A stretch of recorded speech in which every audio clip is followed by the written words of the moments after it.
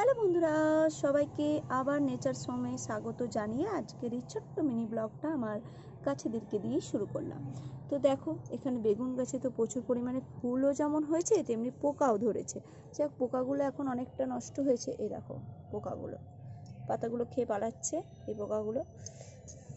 তো অনেক সুন্দর সুন্দর ফুল এসেছে দেখো। আর এদিকে আমার এই যে স্থলপদ্মের গাছটা, এ তো আমার সমান হয়ে গেছে, প্রায় আমার হাইটে চলে এসেছে। এদিকে আমার জবা গাছ, পেয়ারা গাছ, লঙ্কা জবার গাছ, এদিকে একটা লঙ্কা গাছ। এই দেখো, এই জাস্ট ছোট্ট ছোট্ট পাতা মেলেছে। আর এটা তো কবে হবে জানি না, ও তো অবস্থা খারাপ, মনে হচ্ছে বাঁচবে না। আর এদিকে এই জবা গাছটা।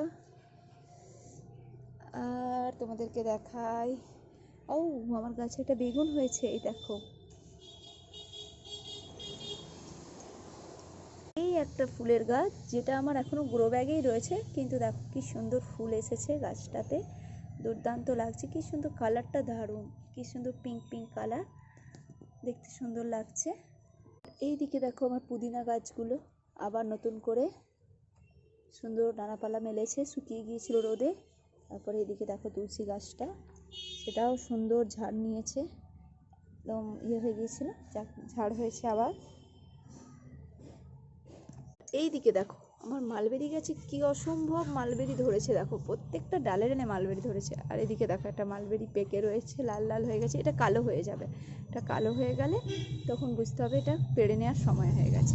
তো চলো বন্ধুরা, আর এখানে দেখাই আমার এই গোলাপ গাছে কত কুঁড়ি এসেছে দেখো। এই একটা কুঁড়ি, এই একটা কুঁড়ি এসেছে, আর এই একটা কুঁড়ি এসেছে। তো চলো, আজকের মতো ভিডিওটা এই পর্যন্তই, টাটা।